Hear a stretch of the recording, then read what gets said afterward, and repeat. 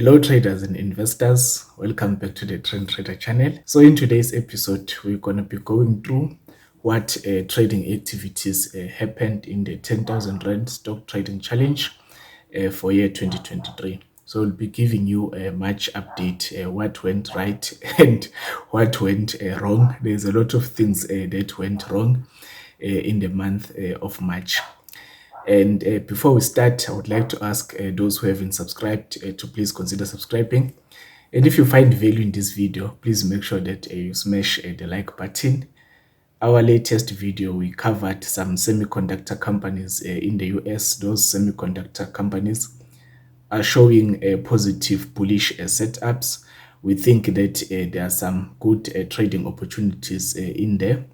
So if you have watched that video, you're gonna take an advantage of those opportunities. But if you haven't watched that video, make sure that you browse our YouTube channel, and then you will see it is one of our most recent videos. So yeah, like we said, March was full of activities. In fact, we were more worried about February than March. The reason why we were worried about February is because in year 2022, we had a great start in January 2022. We made some money. Then in February, the last 2 weeks of February, then we started to give back some of the gains that we had made in 2022. Then throughout the year of 2022, then we started to give back all the gains that we had made, and then we lost money for the year. Right, it happens. You make money in the stock market, you lose money in the stock market. Very few people make money all the years. Okay, and you just have to be honest about yourself. Look at the situation, look at what is happening, the feedback that you are getting from the market, and improve from there. Not everything has to be based on wishful thinking. So this year, when we now coming back to February, we had a bit of a PTSD when we think about what happened in 2022. So we were worried. January we did well. February we did start to give back some of our gains, but not all of them. Then March, that is when things started to go south. Now the reason why, well, we're not blaming external factors, but things get sour when everything was started to happen there with a Silicon Valley Bank. Those that may not be aware, it's a US bank. It had some issues there. They had a bond position that went south. So as a result, basically the bank became bankrupt. So other people now started to worry about other banks, if that was just exclusive to Silicon Valley Bank or if it's something that is going to be seen with other banks globally. Remember, that thing is happening in the US, in California, but people started to worry globally. And then we saw in Switzerland, Credit Suisse also went bankrupt for some reason, and then they were taken over by UBS. So I think just before UBS bought the shares the previous day or so, Credit Suisse shares were trading above $2 Swiss franc, whatever they call it, or 2 Swiss franc. And then UBS offered to buy them somewhere around 60 cents. So that was a very big low balling of the Credit Suisse, but they managed to take over because the bank was effectively in a rough period. So basically, it seems like Credit Suisse no longer exists because UBS has taken over. Unfortunately, UBS is announcing that they might cut over 30,000 jobs. Well, now it's not clear whether they're just talking about UBS alone or they're just talking about UBS plus Credit Suisse. There were some numbers there that there were about 50,000 employees at UBS. So 30,000, it's really a big number. So it's an unfortunate situation that is happening. Then as a result, even here in South Africa, some of the banking stocks, they also caught the cold. They performed a bit weaker, but we saw companies like in the gold sector, they started to do well. So yeah, it happens. One sector performs poorly, another sector, it starts to crack. It depends on which position you have. So we had a couple of positions in the banking stocks, so that is why our account also felt or caught that cold that was happening at the time. So yeah, that is one of the reasons why we didn't do well in March. So now when we look here in our trades, you can see I've got some trades for March. So we've got a couple of companies. When I scroll everything that is orange here, those are some of the positions that triggered our stop loss, but we kept a portion, whether we kept half of the position or quarter of the original position. So we didn't close everything. Then everything else that is in blue, it's all the positions that were closed. And then here, everything that is not highlighted, it's some of the positions that we still have in our portfolio, right? So it's not like we don't want to exit our position whenever a stop loss is hit. The thing is, we just didn't have automated stop losses on all these position, and also a stop loss. It's not foolproof or fail proof. So what happens, let's say you buy something at 200 rand per share, you set a stop loss at 108 rand per share. If there is a gap down, the market opens at 160, the broker is going to close that trade. So instead of losing 20 rands per share as per your plan, you will end up losing 40 rand per share. Well, we can see it in two ways. It could be a good thing, it could be a bad thing, because you never know how low the stock is going to open. If it opens at 100, you lost half of your money. It happens. So yes, we didn't have stop losses on those positions, but that is because we are managing those positions on a weekly time frame. We mentioned in the past that it depends on the time frame that you are using. So if you are using the closing price of a given time frame, we prefer to actually wait for that time frame to end, or just before the time frame ends, then we make a decision whether we take a position or we close a position.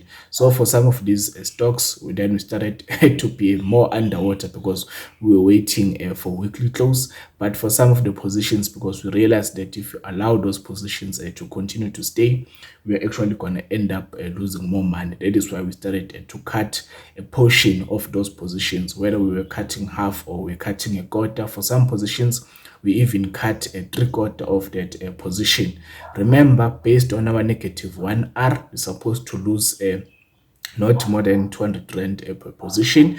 So if we cut it by half, depending on where it is, we might have lost over 200 rand. But if the position recovers, we might recover a bit of money. But what you shouldn't do is to continue to hold on to a losing position because you believe that maybe at some point it's going to recover. It might not recover. So, as I mentioned, that the problem, well, based on the Silicon Valley Bank, it extended to other banks. So our bank positions were the ones that were hit hard. You can see here we had the Absa Group. We still have a position. The position is on, it's currently on negative 1.66R. So basically, at this moment, we are doing what we're not supposed to be doing. We're allowing this loss to continue to widen, but I can assure you that the loss has in fact just closed the gap a bit, because at some point we were over negative 2R. So now we've managed to scale back some of that money. We had a position on MTN. Also MTN just straight up it went to a loss. You can see here we had about negative 2.33. So yeah, on some position we really had serious damage. You look at Standard Bank, now we are back just below negative 1R. At some point we were over a negative 1R. So we've managed to scale back a bit of those losses. We had a position on, we still have a position on CFR Richmond. You can see here now we're at negative 0.63. What is important here is that we know exactly how much we can lose per position. So even though we did not exit all these positions, we are always aware of how much money we are putting on the line with these positions. So you can see now for March, some of the trades that we took the position on CFR. We opened the position on the 8th of March. So that is one position that we took at the beginning of the month.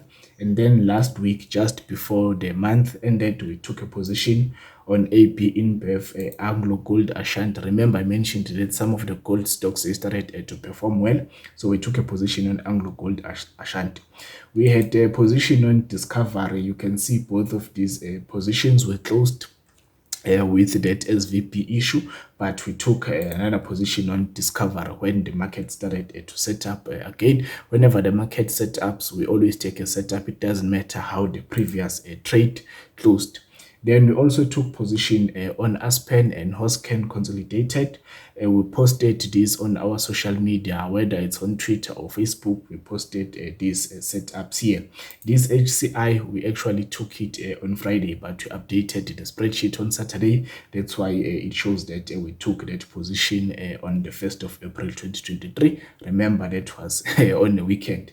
The date updates automatically. You can see the code there, so that's why it is happening.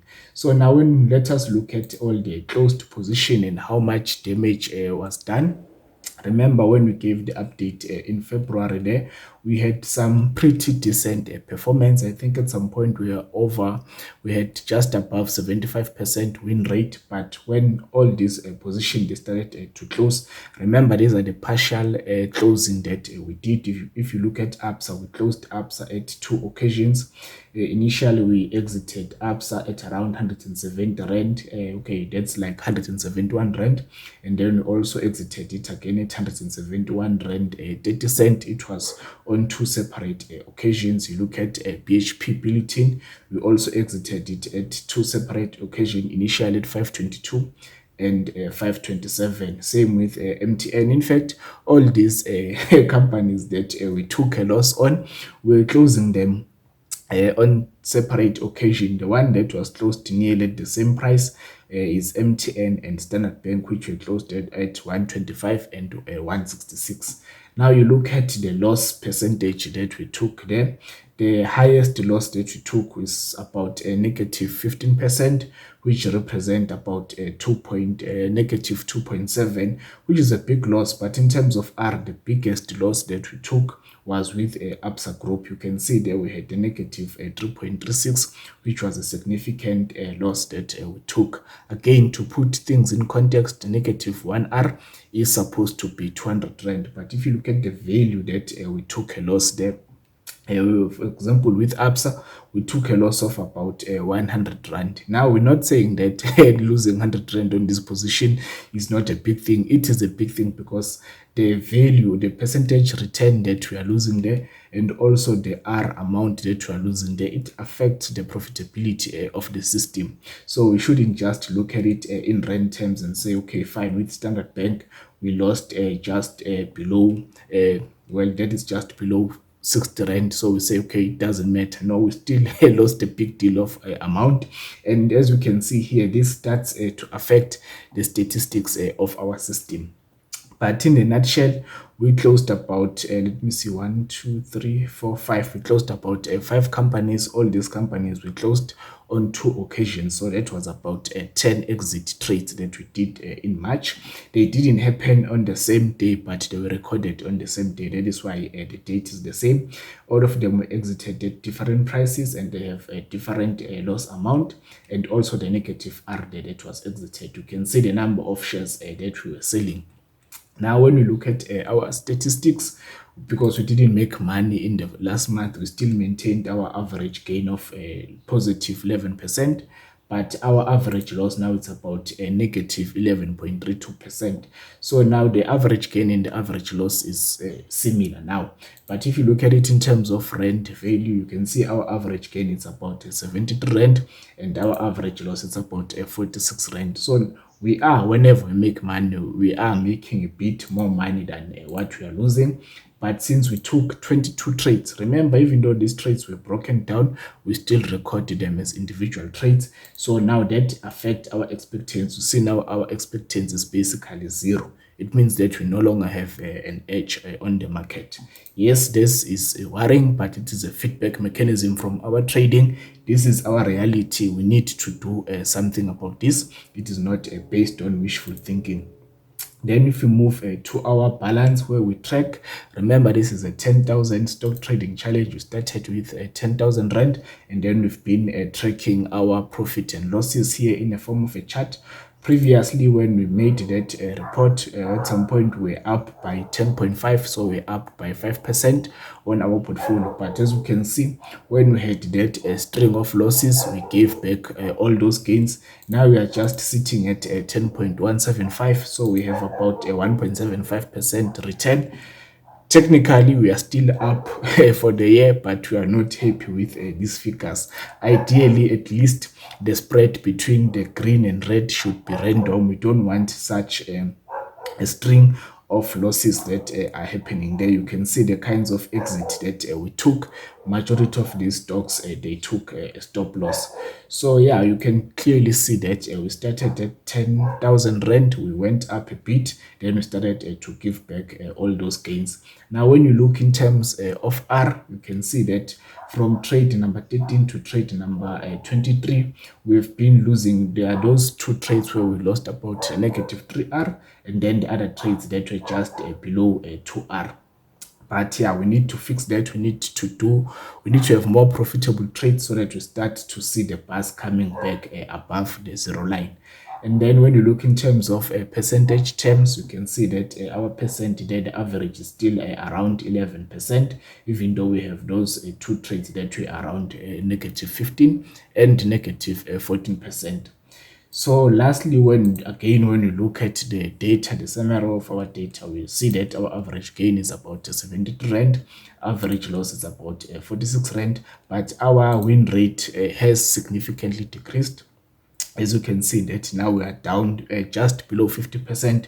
We are now at negative 45%. It means that now our average loss needs to be much bigger than our average. I mean, our average gain needs to be much bigger than our average losses if we are to make money there. We look at the win-loss ratio, we're still above 0, so we're still positive. We can still expect to make some money. But when you look at our edge and expectancy, then the numbers, they start to paint a bleak picture.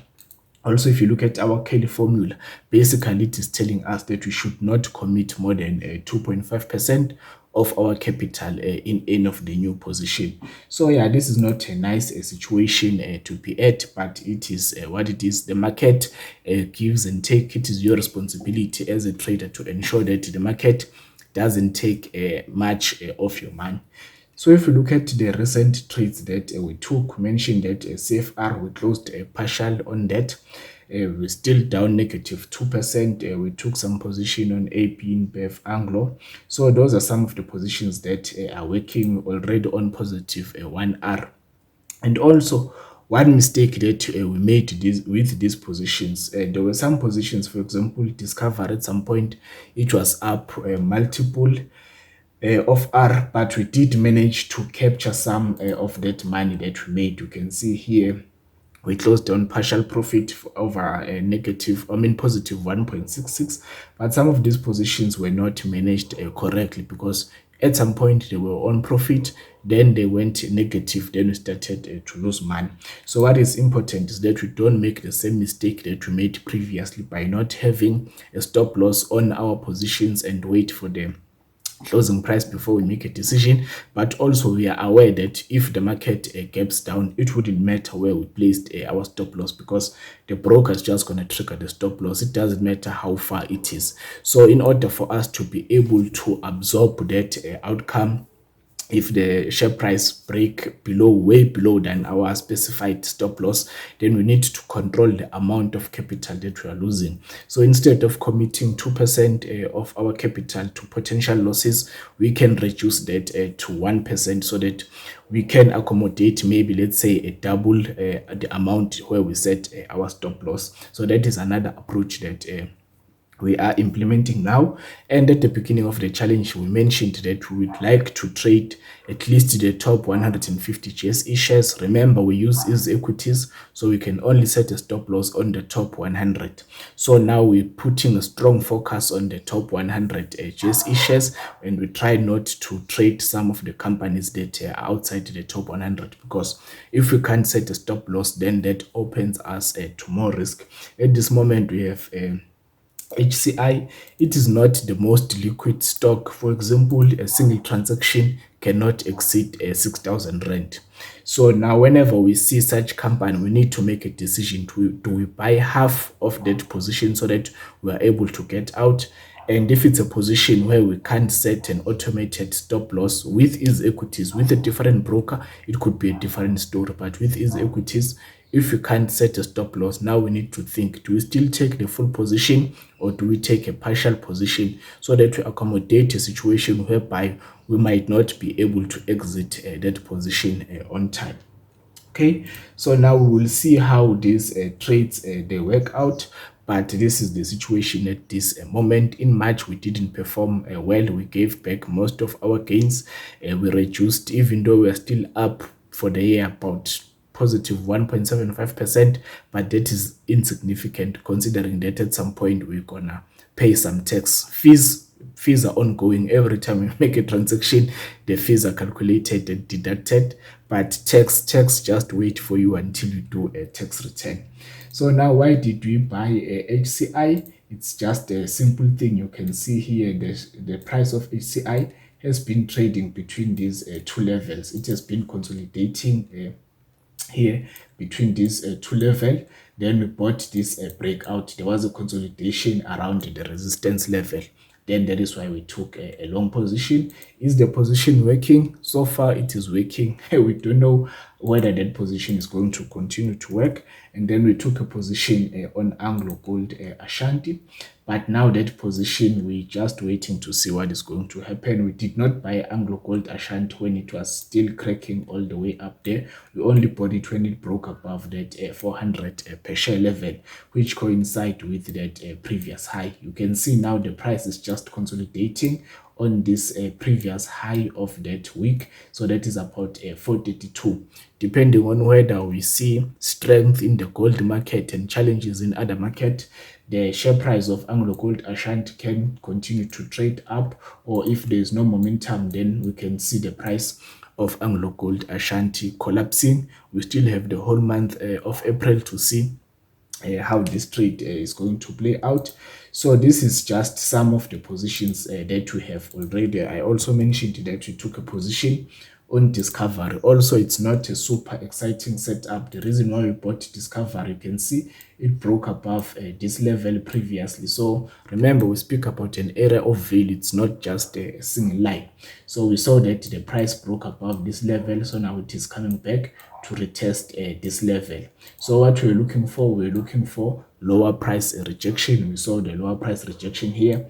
When last week the share price started to turn positive, that is when we took our long position. Our stock is just somewhere around 132, 133 rand per share. We are expecting that the share price is going to continue to trade above. If the price come and trade above this, I think that's about 148 level, then we will consider adding and then adjust our stop and bring it just somewhere around 145, and then hopefully the share price is going to continue to move further up there.